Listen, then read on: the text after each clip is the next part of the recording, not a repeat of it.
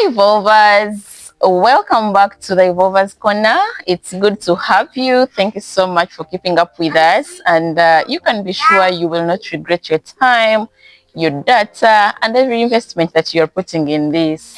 Thank you so much for subscribing.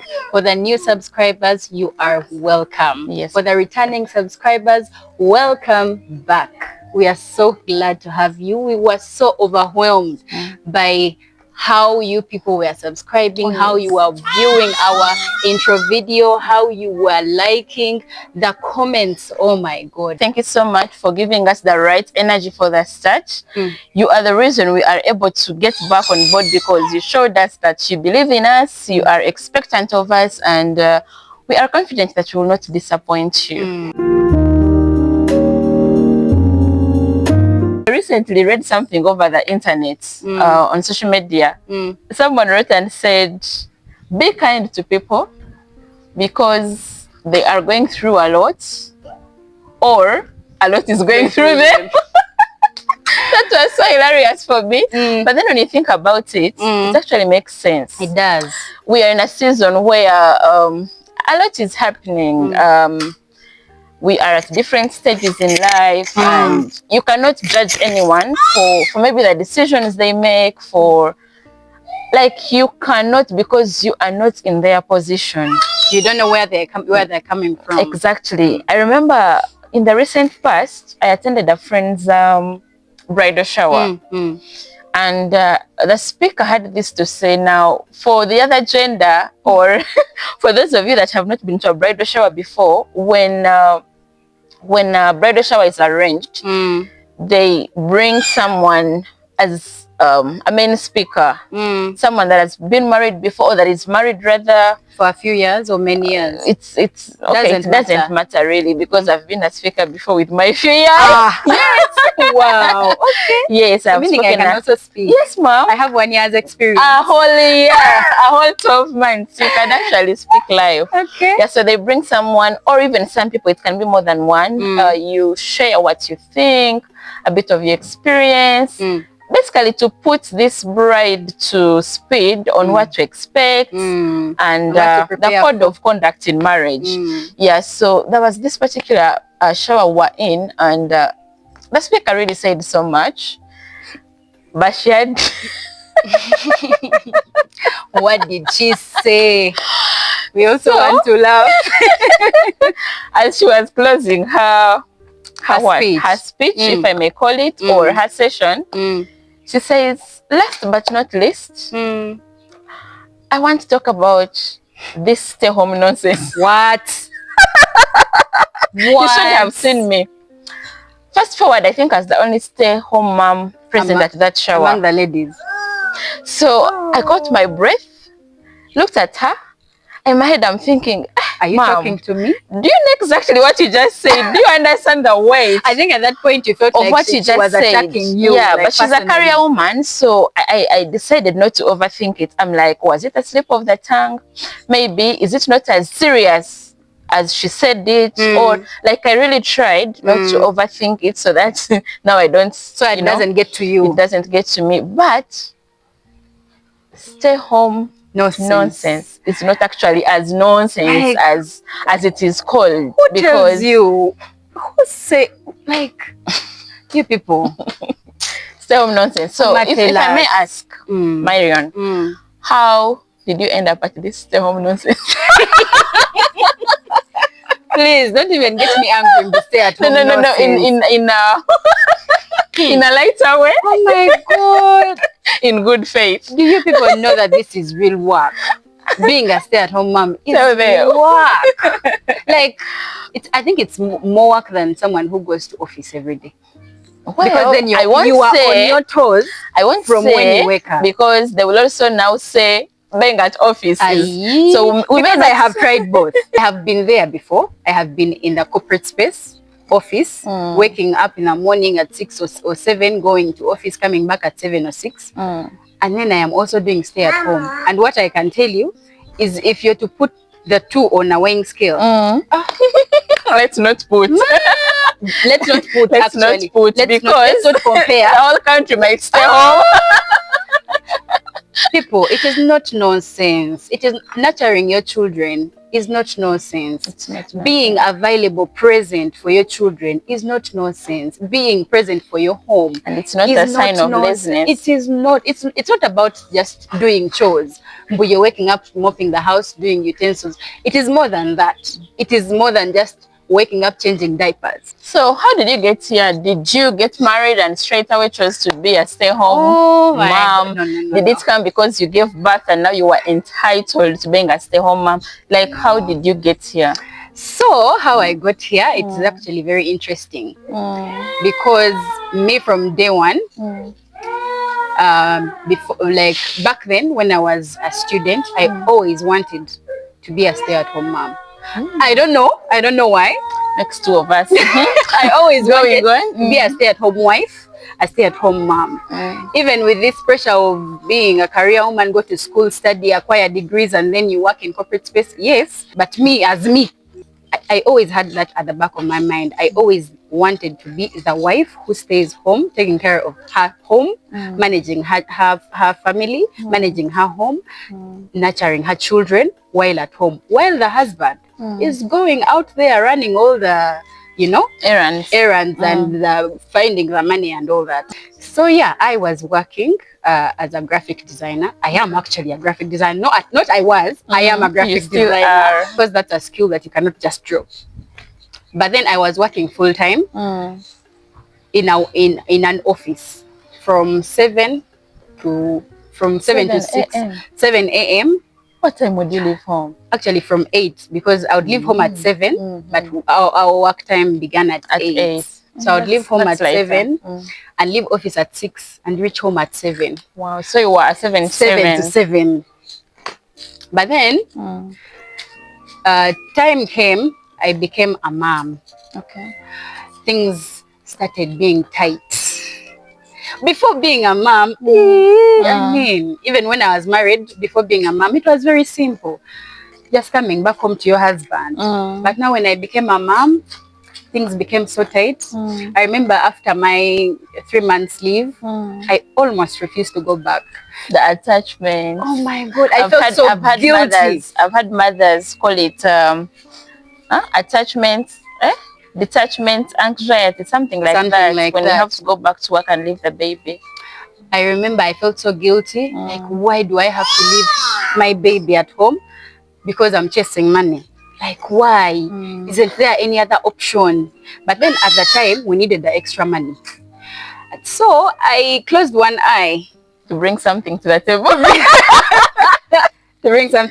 So I went back. But then when my baby was around 6, 7 months, I started, I actually fell into a depression because then, yes, I did. Because now I was struggling to balance work and then motherhood. Now I leave very early. I leave the baby with the maid, balancing the maids.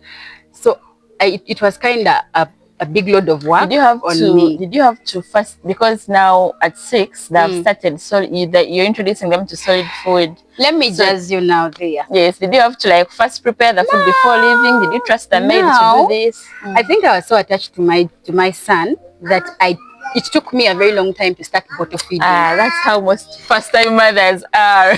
They feel like I need to breastfeed. Yes, like I breastfed him up to 2.5 months. Meanwhile, I was going back to work at 3 months. Yes. So now I start fidgeting with bottle when it's 2 weeks to going back.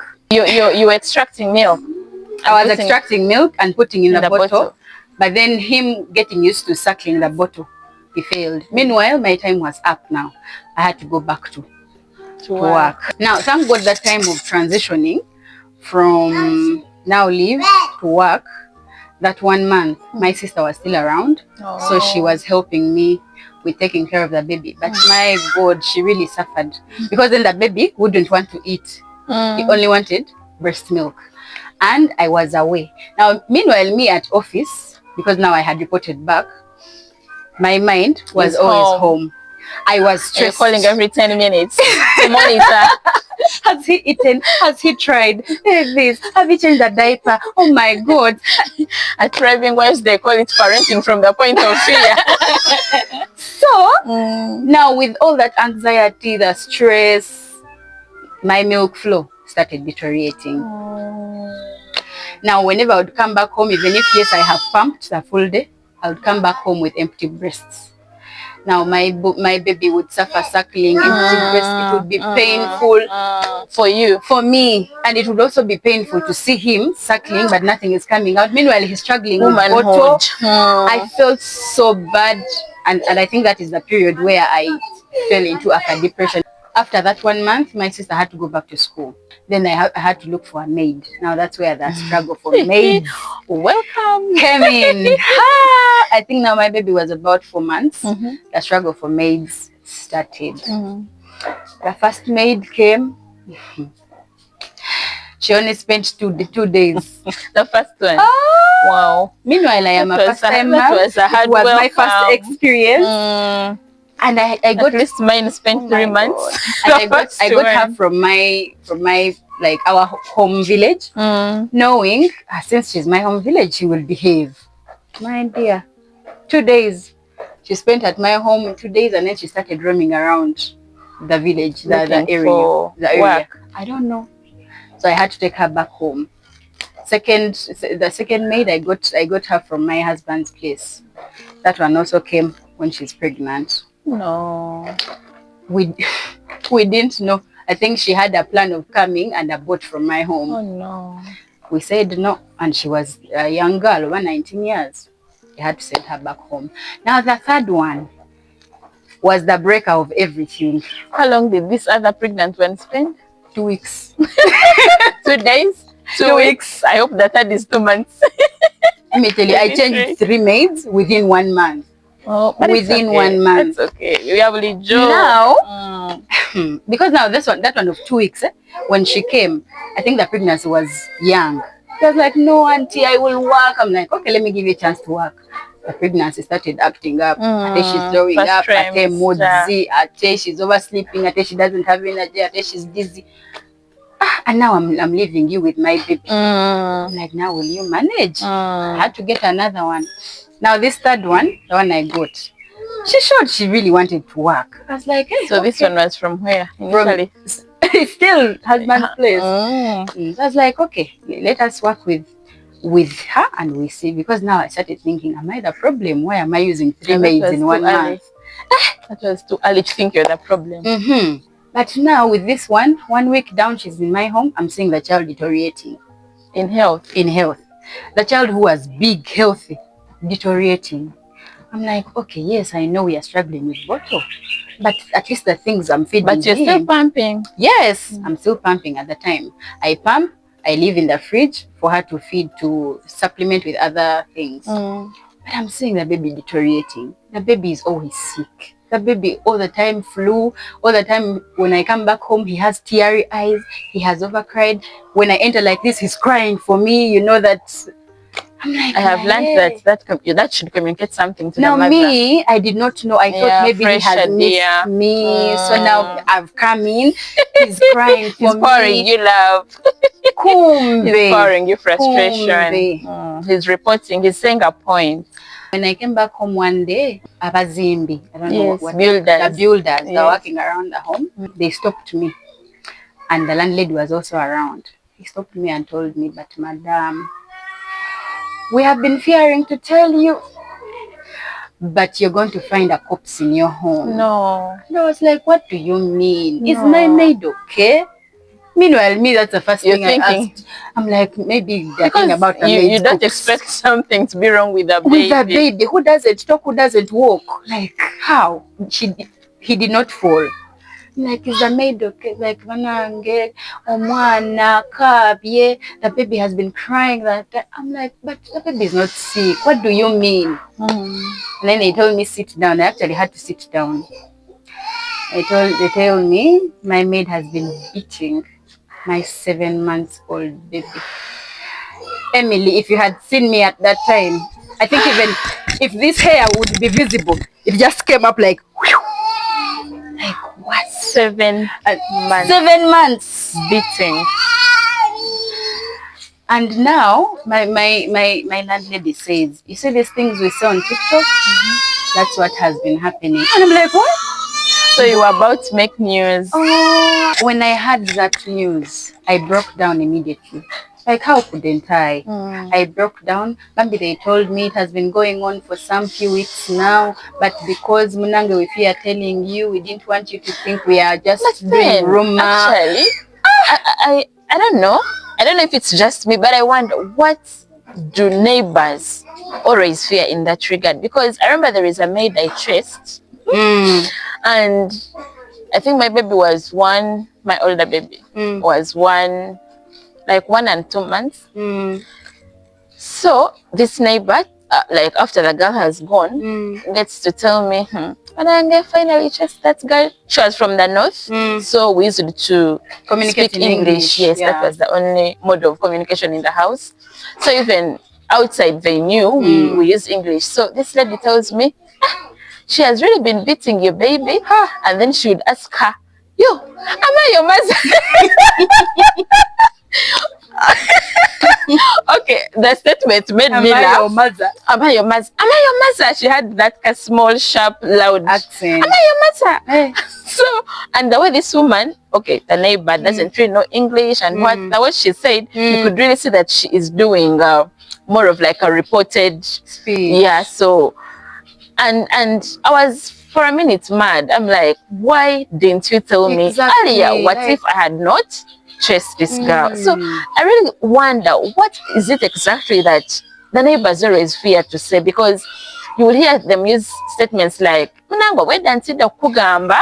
Like, what are you fearing? Yes. Are you first waiting for my child to die? I think we need to do a bit of research on this, because it cuts across. We're not in the same neighborhood, but I've had exactly the same words, and I've even had different mothers say their neighbors said. Maybe the viewers can tell us in the comment section, like, what is that they fear to tell us? I really don't know. Because then, me, if I see something like that happening in my neighborhood, I actually attack immediately. Mr. Mchiga, I attack the neighbor, the maid, and then when the owner comes back, I tell them, what is that you would be the right thing. But anyway, we shall soon discover what exactly it is. So I'm judging you. Catch that very day they tell me. I even remember very well, it was a Wednesday. After me crying out here, I enter inside. On entering, my dear, I find my baby very hot. Oh, very hot temperature. He had cried his tears out. He had developed a flu. I just knew this was it. I just knew they weren't lying. I just carried him. Where is that girl? Carrying him. Meanwhile, when I entered, she was now pretending to play with the baby. Who is sad. But now the baby communicated. Now that I understood the communication. Because now when I entered, the baby cried. So I just carried the baby, went to the bedroom and cried with him in my chest. Like, why would I? Tears, mothers cry. Why would I make you go through such a thing? Yeah, so I think it was that night when we discussed with my husband. I'm like, no, I'm not making this boy go through the same things. My husband was so angry, but you know, men, they can contain. Has to just explode. Yeah, so that's why men say men are good. My God, I wish if my husband had confronted the maid, he would slap. I can only slap. I don't know what he would have done, but he was so angry. But he just stayed in the bedroom, contained it from there. So now we discussed. I told him I'm not leaving my child anymore. It has been 3 maids and I am done. Meanwhile, I had just started, but I felt like that is enough. So I told him it's either I go to work with him or I quit work and I stay at home. So we had to explore the other option of working with him because we needed the extra money. So the following day, I carried the baby to go with him very early at 7 to office. Did I work? 7 months. Had he started crawling? He was starting crawling, but mostly sitting. Did I work?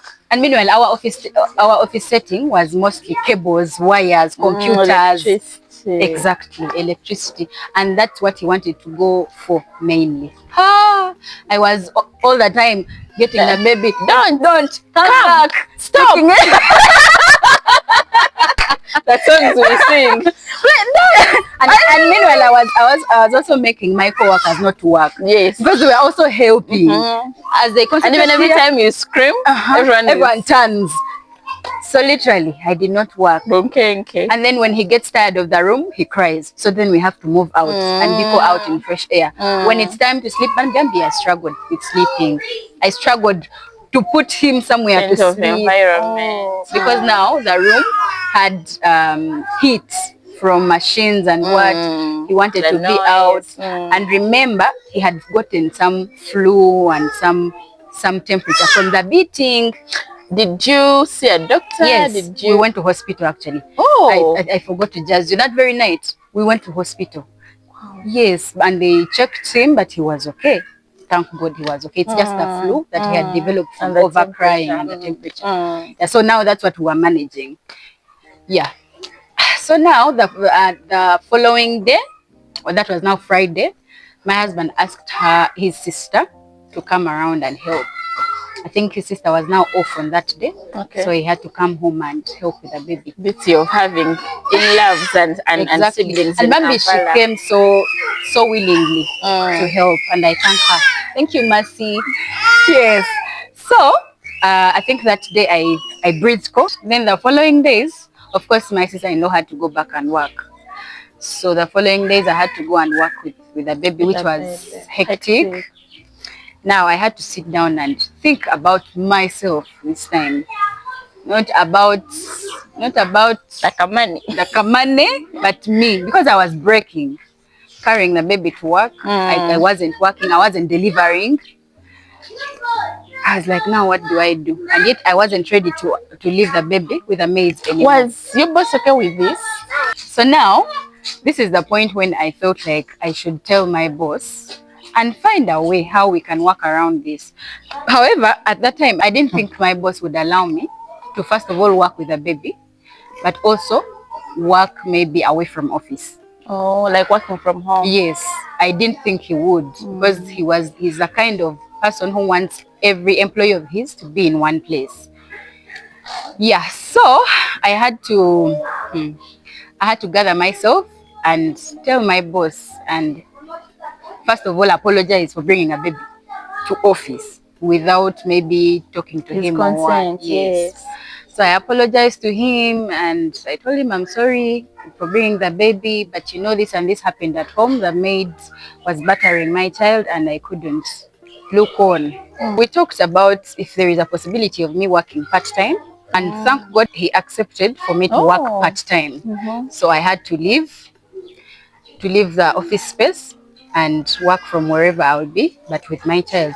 Mananga, your field. Yeah, my field is so flexible. But of course, the money reduced, but it was worth it, really. It was worth it. So yeah, I think that's how I ended up being a stay-at-home mom. In the stay-at-home, no sense. Yeah.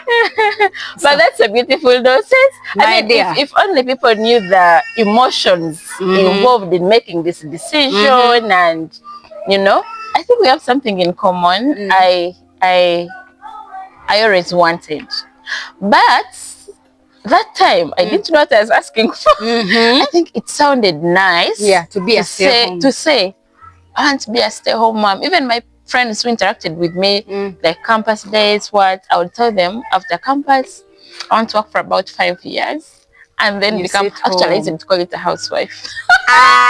Not a stay-home mom, but I want to become a housewife, take care of my home. Lo and behold.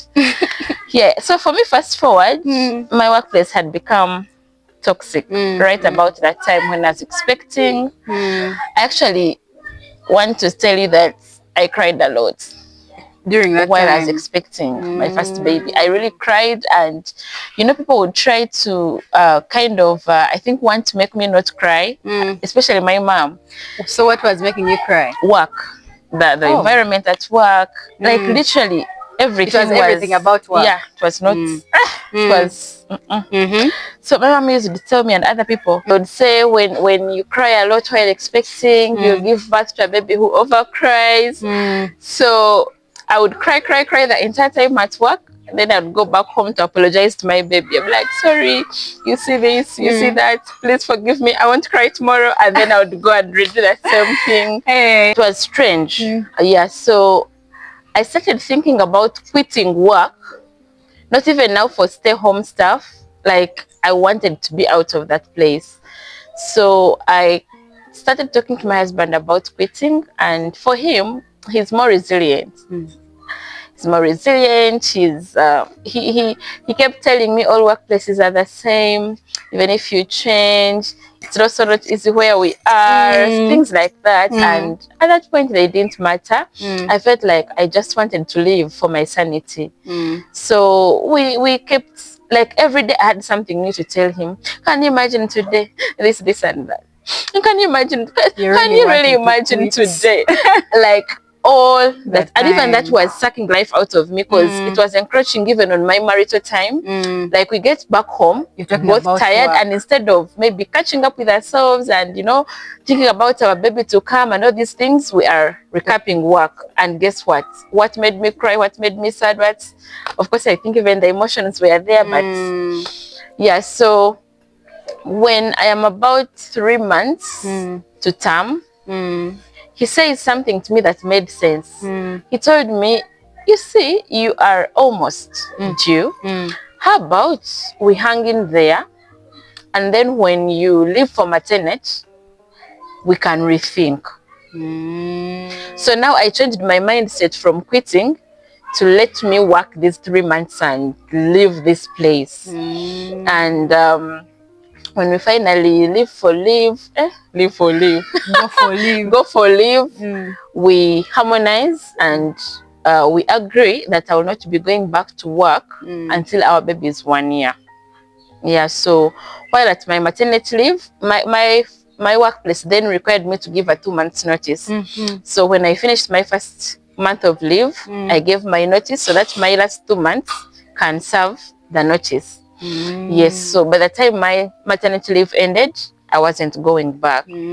So that's how I stayed home. And of course, you know, as a new mom and all the dynamics that come with it, you're adjusting from one thing to another, you're learning this, you're learning that. You don't even know how time moves. Before you know it, the baby's a month. Before you do this, 3.5. Before you know it, you're 6. You're starting food. You know, they are smiling, they are sitting, they are crying. Like, every day you have something you're looking forward to. You're recording videos. The way I have videos, my phone got full. Oh my God. My phone got full. Yeah, you're recording videos, you're calling your hubby. Can you today? Elijah did this. OMG, it's lovely to be a young mom. Yeah, so time passed so fast, and while we thought after 1 year I'll be going back to work, I think slightly before the baby made a year, I conceived. Don't judge me.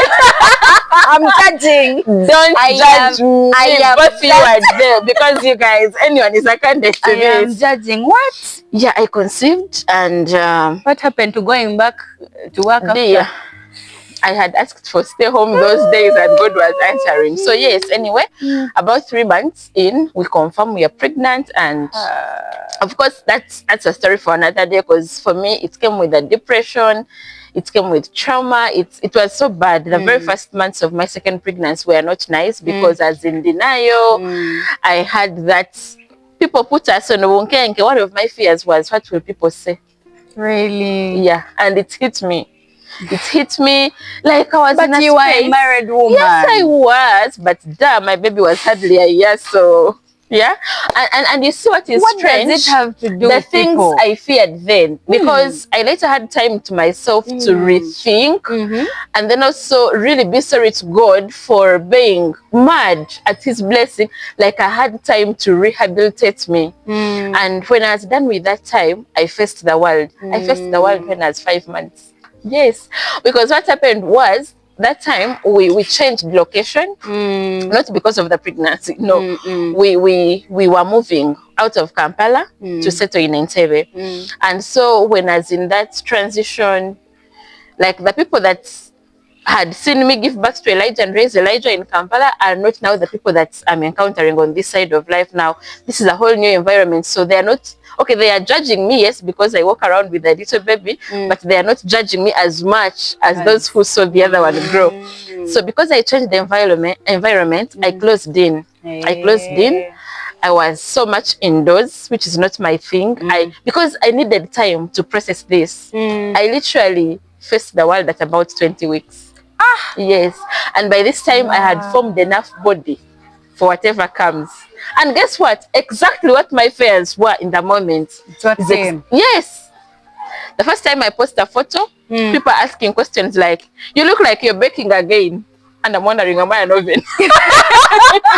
Yeah, those were the comments. You look like you. Someone even confidently said that. No. No, people actually make comments that can kill someone. Yeah, someone said, I hear you're overeating things. And then I'm like, duh. And what the world needs to know is that sometimes conceiving is not even a result of overeating. It can be a one-off and off you go. Anyway, story for another day. The thing is, comments came, but I was ready. Emotionally, as I was all around ready for them. So when they came, they didn't hit me as much as they would have if they came the other time. Yeah, so back to the point, when we realize we're expecting, now it is official.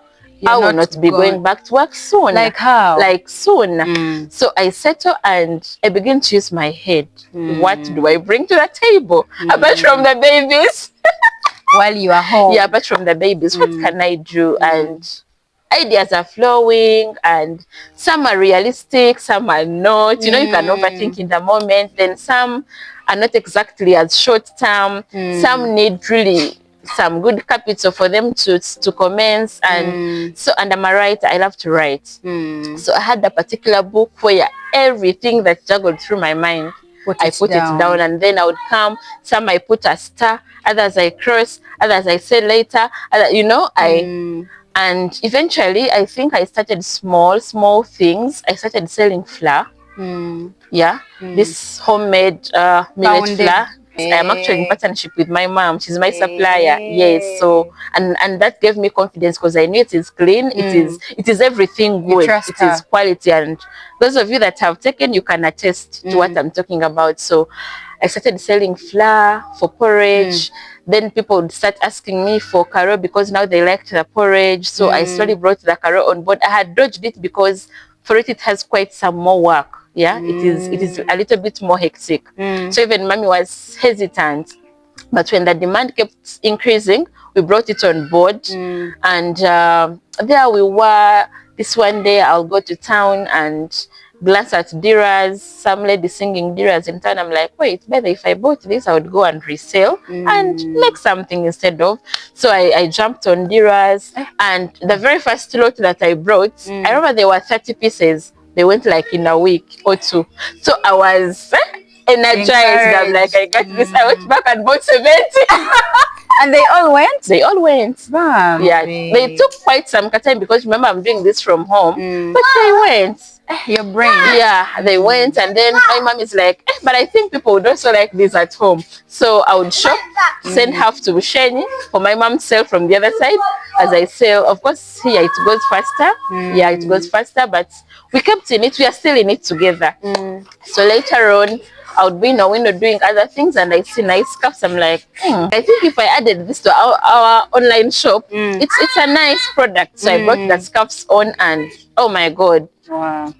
Those of you that bought overwhelmed me with support, and I added it. So I would later add lassos. You know, whenever I say something, I'm like, I think this can be bought. I just bring it on board, and yeah. So that's how I am now. You can't even call me Mama this because I am Mama all over. Have you even talked about the pounded peanuts? Oh yes. Okay, that one was a later initiative. Actually, I think towards the end of last year, there was a time the president was addressing the nation, and he talked about the dangers of the other G nuts that are done with a machine. And he was emphasizing that it is better we do the locally pounded. I remember tapping on my mom and saying, there is an opportunity here. The president said something and I think I can tap into it. And somehow my mom didn't. Okay, she believed in me, but she had reservations. In Kampala, where will you get that pound? It's called a motor, the local one that she knew. So I got a winner and I was heavy. I was about 7 months pregnant. My dear, but how? Where do you even get the energy? By the way, my second pregnancy, I had energy. I had energy to the last day. Even the day I gave birth, I had walked myself to hospital for a checkup. And then I was arrested there and told, babe, you're not going back home without your baby. So the second pregnancy, I really had energy and all through. So I walked to a window to look for Achino, and there is this particular guy I bought from. I think he saw me, saw my condition, saw the item I had bought because it's big and heavy, the one I use. So he looked at me and he's like, Kati mama, nja kusitira konkutwale mpaka ku taxi oba ku motoka yo, because I think he saw, this woman, now if I sell her this and let her go. How will she carry? Yeah, he carried for me up to the taxis that has boarding in Tebe taxis.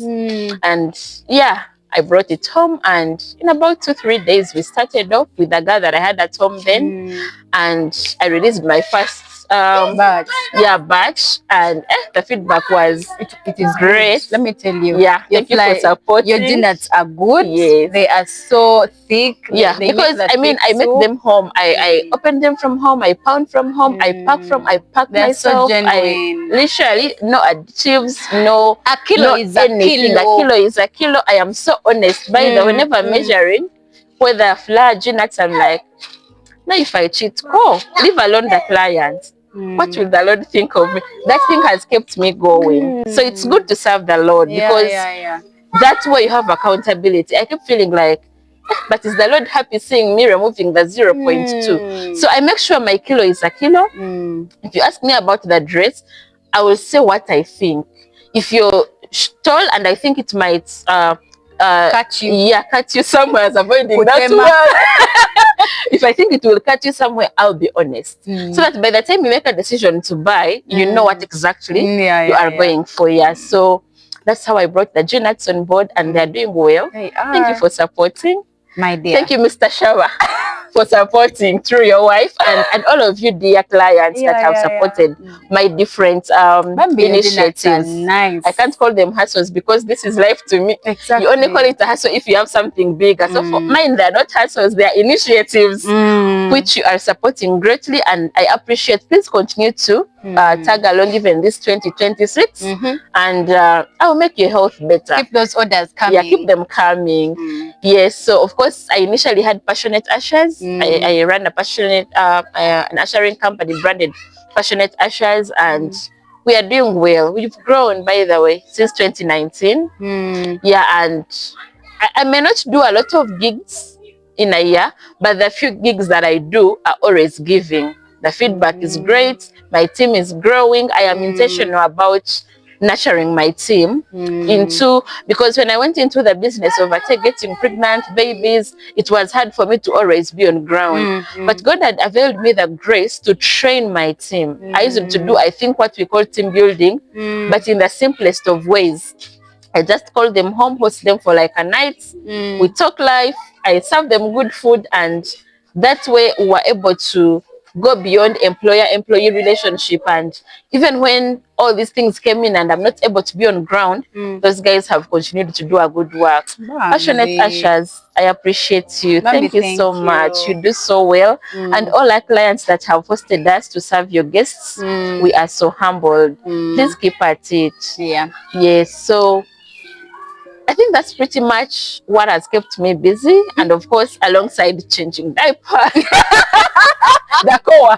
I know, right? Yeah, changing diapers. But I think for me, this whole stay-home mom thing has improved me greatly. Dear career women, I want to put a disclaimer. We are not downplaying your role as wives. We are not. We are only saying it is okay if the season has called you to work, please work. But also if the season has called you to be home, It's not nonsense. It's not a waste of time. Yeah. It's not laziness. It's just a season of life that you can only embrace and enjoy the benefits and allow to be there fully, 100%, and grow, and allow God to use you while in that season. Yeah. Because personally, I got into marriage when I was a terrible cook. Wow. I'm embarrassing, mommy. Yeah, she had trained me, but you know, basics. Knowing if you are making matoke mundagala, you do this down, you put these things, then it boils, you smash, those basics were there. But you know that point where you prepare a meal and serve it and you're confident. For me, things were bad, but even katogo would go wrong. This simple katogo. Like I make katogo and I don't have the confidence of putting it on the plate and bring it to my husband because I'm feeling like, what have I just prepared? It was that bad. Wow. It was that bad. So it is this time at home. Yeah, because I belong. I still belong, and I introduced you to a space called Thriving Wives. Thriving Wives. And yes, hi Thriving Wives, we appreciate you. Yes, while as a bride, a friend introduced me to something called a bride's cohort. Now, this is a space where ladies are doing life together, fixing each other's crowns.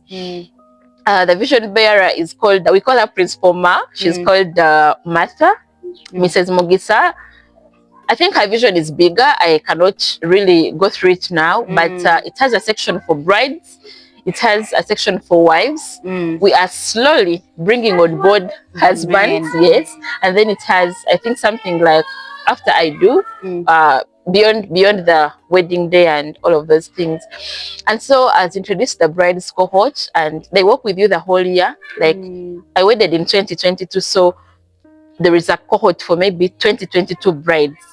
Actually, as I speak, the cohort for 2026 has opened. Please, if you want to be a part of it, if you're a bride this year and you want a space where you can grow, where you can do life with people who are of a like mind, all going into the same thing, with older women, as the Bible charges us, I think in Titus 2, yes. Please feel free to reach out, and we share with you the contacts of the leaders this year, and you're enrolled on board. Yes. So when our cohort when the last bride of December wedded, we were transferred.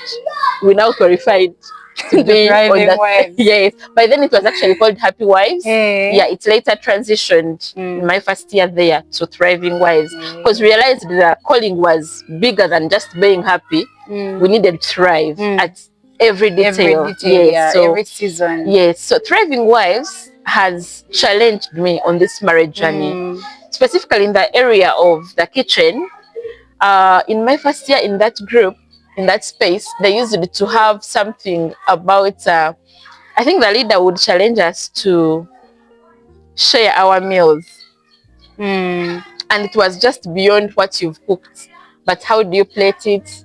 How do you balance your diet? Not this business of having kaunga, I tell you have rice, I tell you have ayamunga, they are all carbohydrates. Women challenge you to have a protein, have fiber, they'll be asking, have a fruit. Yes, they'll be asking you details like, I don't see serviettes, and you're like, oh yeah. Wow. So people kept sharing, and in my head I was like, huh? Am I doing life with these people? And I am what I am, and they are what they are. So I took up the challenge, and when I would see someone's food and I appreciate it, I would even go an extra mile, inbox them, ask for the receipt, recipes, and the detail of how I can achieve what they had. And slowly by slowly, I put in time. I put in energy, E for energy. I don't know how many times I have watched YouTube to learn certain recipes. Wow. I put in, I don't know, as committed to this, and as I speak this, today I am among the ladies that make that space proud. Wow. Intentionally. intentionally. do. Yeah, because I think now we are challenged to share at least a meal on a weekend when we have some time. At first, my husband didn't understand the whole aspect of every time I finish serving food, photos, Content. content. It was actually making him uncomfortable. It's like, I don't like it. I'm like, honey, one day you will appreciate. I think on first, I outdid myself. We were home alone, no maid, nanti munange. They went for Christmas. So he was in the bedroom with the babies. So I cooked, really set up the table, everything, and then took my photos, chop. So I called them to lunch. So when he came, he comes with his phone and camera on.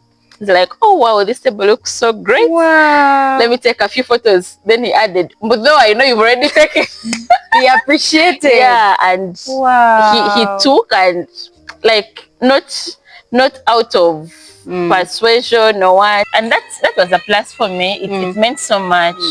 And so all I can say is that actually this whole stay home thing, it's not nonsense as per se. It is not nonsense. It's not a waste of time.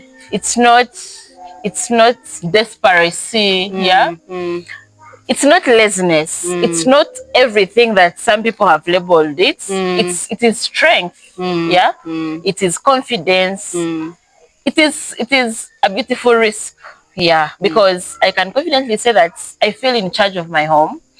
I am confident about my children, my husband. Even when I have a maid, I feel like I'm in charge of the maid. Yes. For example, do you know that when I take my 2-year-old to bed, he cannot enter bed until we've prayed. We tell mommy, pray. So the challenge I want to leave to the working mothers, before you give them, that's something a maid cannot teach a child. That's something you as a parent, you will have to instill in your child yourself. True. So that's why I was drawing the challenge to the career mothers. It's okay to work in a season like this, really, if that's what your calling is. But be involved in your family. When you come back home and the maid has done everything through the day, has probably even already bathed the babies. If they haven't, please bathe them.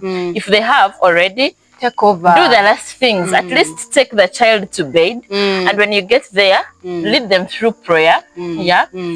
If they are old enough to maybe read a scripture, sing a song, read for them, be present as they do that. If it's a weekend and you're lucky not to work on weekend, be in your kitchen yourself, be with them, let them learn a thing or two.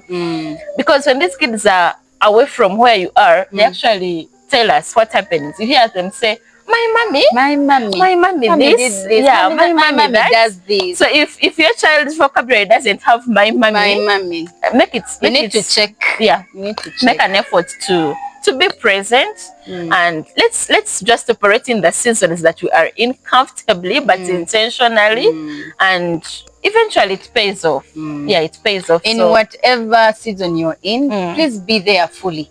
Be present. If you're a career woman, work wholeheartedly. If God has called you to stay at home and raise your children, please raise them, nurture them, take care of your home. Not grumblingly. Yes. Please do everything wholeheartedly. And I think now we have come to a wrap. We are wrapping up this episode. Thank you for so much. keeping up with us. Thank you so much for staying. For watching to the end. We appreciate you. Yes, thank you so much for watching. We urge you to keep subscribing, keep sharing, commenting, liking, and all of those things. I can assure you that as we do this, we are growing and we are doing life together. So also keep telling us what you would like us to talk about, because we are not doing life alone. We are doing it with you. So you can hint on some of the topics you'd like us to share about, maybe host a guest that you'd like maybe to address certain things. We are open. Feel free to share in the comments. And if you would like to maybe be connected to the Thriving Wives community, also mention it in the comment section. Would be happy to connect you if you are a Christian wife, to walk this journey together. And also if you have a story that you feel resonates with our call, with evolving, feel free to reach out. It might not be today or tomorrow that we host you, but as we go on, as we get to know you more, as we get to interact, we would like to encourage many people that will be watching us. And So it is a wrap from me, Marion, and Emily. and we are the Evolvers from the Evolvers Corner. Thank Until you so next much. time, God Bye-bye. bless you. Bye-bye.